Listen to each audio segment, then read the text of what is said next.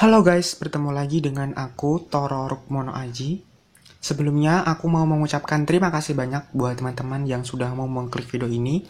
Tonton terus sampai habis, biar teman-teman nanti bisa memahami apa yang aku sampaikan. Oke, dan jangan lupa like, komen apabila teman-teman ada yang kurang paham. Terus jangan lupa subscribe karena subscribe itu gratis dan semoga channel ini bisa berekspansi dan tentunya bisa bermanfaat untuk orang banyak. Ayo guys, buruan subscribe karena subscribe itu gratis.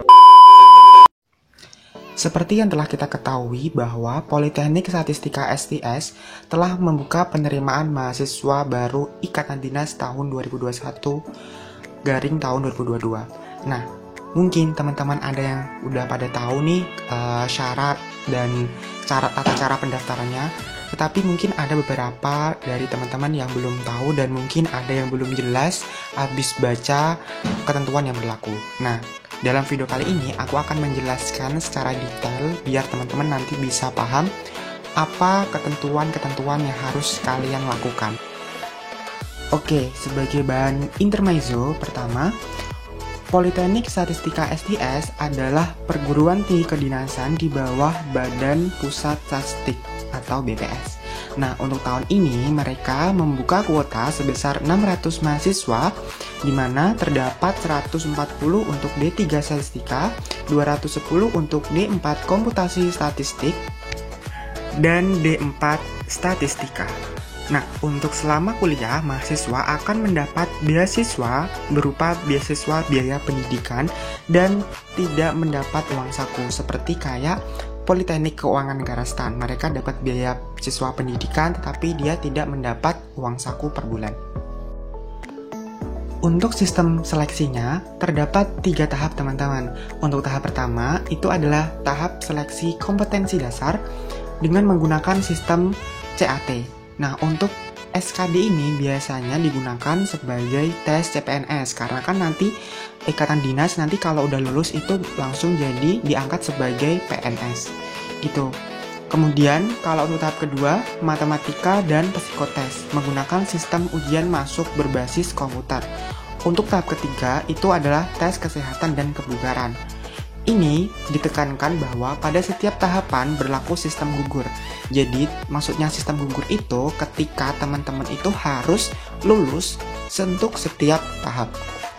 Jadi, kalau misalnya teman-teman lulus di tahap 1, yang SKD udah lulus, terus kemudian tahap kedua, terus pas tahap kedua tes matematikanya tidak lulus nih. Walaupun tes psikotesnya lulus tapi matematikanya tidak lulus, teman-teman tetap dianggap tidak lulus.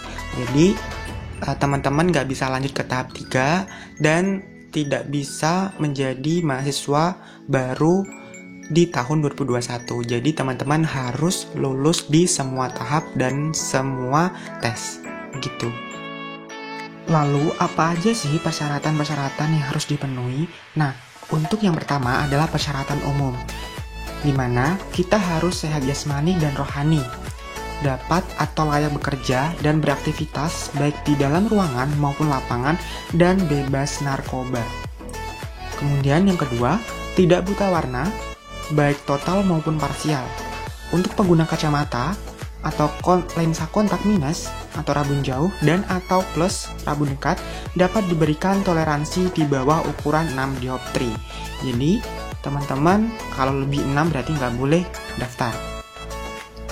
Terus yang ketiga, lulusan atau siswa kelas 12 SMA atau MA, peminatan MIPA atau IPS, dan SMK atau MAK, peminatan teknik komputer dan informatika. Nah, kalau untuk SMA atau MA itu boleh IPA atau IPS, tapi kalau untuk SMK atau MAK itu teknik komputer dan informatika. Nilai matematika dan nilai bahasa Inggris harus minimal 80 atau 3,2 jika skalanya 1 sampai 4 pada ijazah atau nilai rapot semester gasal kelas 12. Berarti kalau misalnya teman-teman lulus tahun ini, berarti teman-teman menggunakan nilai rapot. Nah, kalau misalnya teman-teman lulusnya itu tahun lalu atau tahunnya yang lalu, bukan tahun ini, berarti teman-teman menggunakan nilai ijazah. Nah, untuk nilai rapot yang dipakai adalah nilai dari semester gasal kelas 12, sorry. Berarti semester gasal kan semester pertama, berarti semester 1 di kelas 12 gitu. Untuk ketentuan umur minimal 16 tahun dan maksimal 22 tahun per 1 September 2021. Nah, jadi kalau misalnya teman-teman pada waktu 1 September 2021 ini belum menginjak umur 16 atau umur teman-teman sudah berusia 22 tahun lebih 1 hari, maka teman-teman tidak boleh mendaftar. Jadi ada ketentuan di mana ada batasnya per 1 September 2021.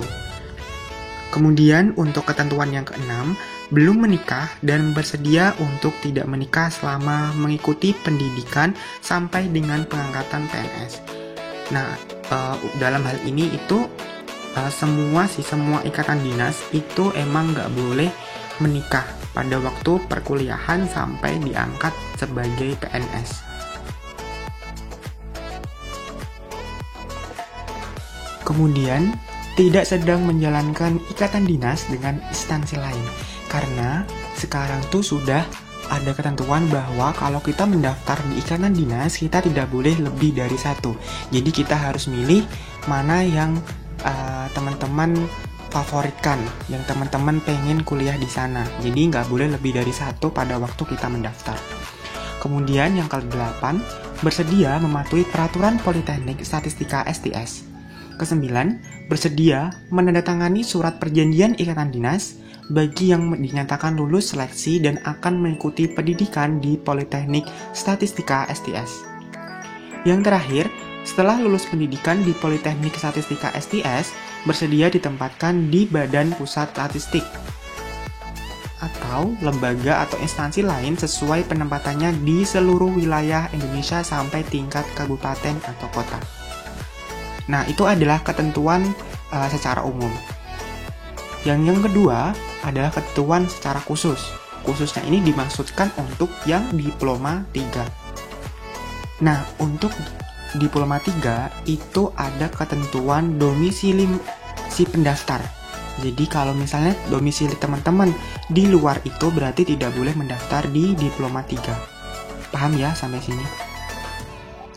Nah, ini adalah jadwal terkait pelaksanaan pendaftaran sampai perkuliahan di Politeknik Statistika STS. Jadi teman-teman bisa men-screenshot bagian video ini dan disimpan dan jangan lupa dicatat biar nanti pada waktu tanggal 9 sampai 30 April teman-teman tidak lupa untuk mendaftar.